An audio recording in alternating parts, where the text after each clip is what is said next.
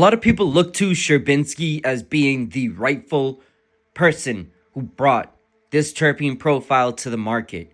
But why is it? Is it just because he was the one who created Sunset Sherbet and Gelato? Or is it because he actually is the person who brought candy to being known? So of course we do know that Sherbinski was the one to bring Sunset Sherbet to the market. He was the one to invent gelato. But was he the first one to ever bring candy to being known? The short answer is no. He definitely was not the first one to ever invent candy. There was definitely this profile long before he was ever even born. But why was Sherb the one that was able to make it more well known? Let's speak on that real quick. One of the biggest pieces of the puzzle is Sherb was coming up at the perfect time. He was coming out at a time where there wasn't going to be a lot of competition in the lane he was in. But not only that, he was coming out at a time where there wasn't a lot of people that were before him who were able to take credit for a lot of these genetics. There was a lot of people who were very much scared they would get into legal troubles if they did take credit. So, him playing off this was a huge piece of the puzzle. But, is it the only piece? Definitely not. One of the other huge pieces of that puzzle is marketing. Marketing is huge. Of course, there was a lot of people who were having a lot of these crazy strains back in the day. In the Colorado market, there was dispensaries that were stacked up. The shelves were stacked up with options, and the quality, I've heard, was incredible. So, was there ever anything that was able to get off a fruity, almost candy terpene profile before then? Definitely. As I just mentioned though, early on, you really couldn't take credit for certain genetics. You couldn't take credit for growing weed at all.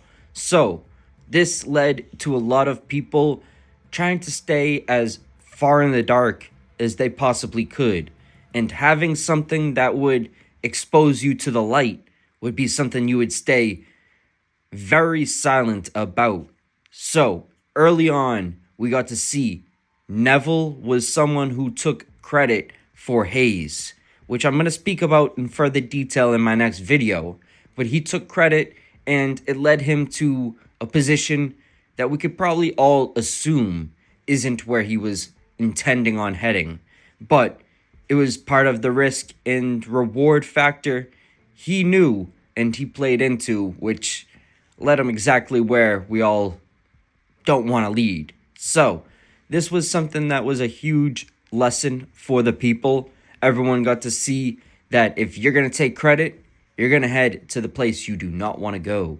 And that definitely led a lot of people to not take credit. But it also led to mixed stories on where it actually came from. So let me play a story that might sound very interesting for this. Anything with Breeder Steve? Do you know much? Because like what got brought up was, I say this because what I was told was, oh, the original candy expressions that we know that everyone's loving, the lemon cherries and the runts and that what we would consider a candy strain, right? That Breeder Steve was originally working a lot of that line, and that was some of his stuff. Do you remember any old school strains that were along the lines of how big this candy wave is, like that profile? Well, not to sound, not to dismiss Breeder Steve, but when I first moved to Amsterdam and first visited there in '94, one of the first things that stood out was, in all reality, how sweet everything was. Even Skunk One didn't smell like skunk. And one of the things was, I was like, why do you call this Skunk One when it doesn't smell like skunk weed where I come from smells like skunks? But then the first thing you realize is your Dutch friends go, what the fuck is a skunk? And then you go, okay, well, I can see there's going to be an issue here in translation, but it was sweet. And now you got to understand it's because Skunk Man Sam, when he put it together, Afghan, Colombian Gold, Acapulco Gold, stinky, sweet. Yep. And then while he's doing his breeding, he's selecting towards the terpenes that smell and taste like fruits and foods and flowers and not shit. And in all reality, you and I go on a hike. I doubt you're going to stop and stick your nose in some deer shit. But you might stop and smell some flowers. And humans have an aversion to thiols because it's a warning that the food or it could be going bad and we should avoid it. And we love terpenes. It's like nature's love language, as the Emerald Cup has said, you know, because I get to be a judge in the Emerald Cup every year for the last decade. So kind of nice.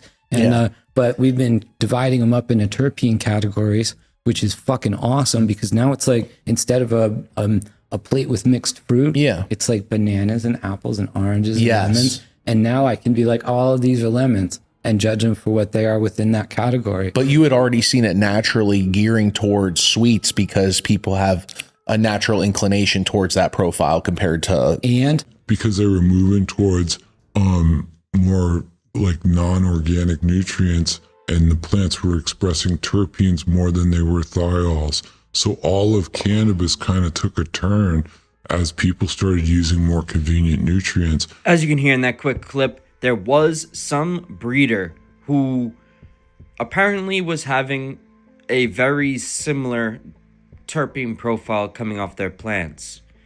This doesn't surprise me one bit. And why wouldn't it surprise me? Well, let's look at the genetics of something like a gelato. For gelato, we get to see that it's sunset sherbet crossed with Girl Scout cookies. This is very similar to a lot of strains that may give off a so-called candy profile. We can look at Candyland for an easy example and see that it's Granddaddy Purple crossed with Girl Scout cookies.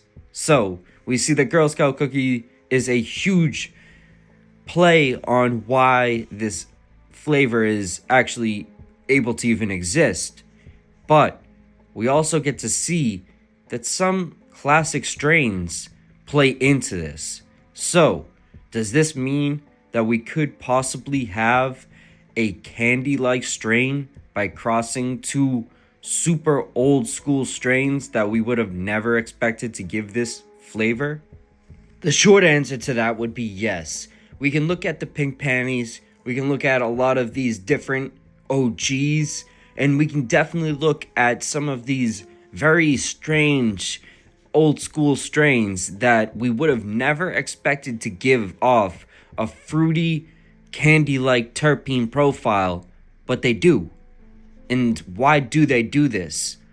I guess it's for us to figure out and us to speculate on, but we can see it. It's visible, sometimes only in the smell, sometimes only in the taste, but it's there. And what we can definitely see is for a gelato, for a sunset sherbet, for some of these new school strains that still have the old lineage in there, we can see it is much easier to appear in both the taste and smell, which makes it translate to the consumer much easier. So does this mean that now, due to the factor of it being easier to commercialize, does this mean that it's easier to take credit for? I would say so. But it's still kind of a mystery due to the factor of it being illegal at one point and no one wanting to take credit for it. This was very similar to a Christopher Columbus experience where no one had the position of taking full credit, so there was someone who was able to come sweep in and take it all for himself. It's a very interesting situation we're in when it comes to cannabis.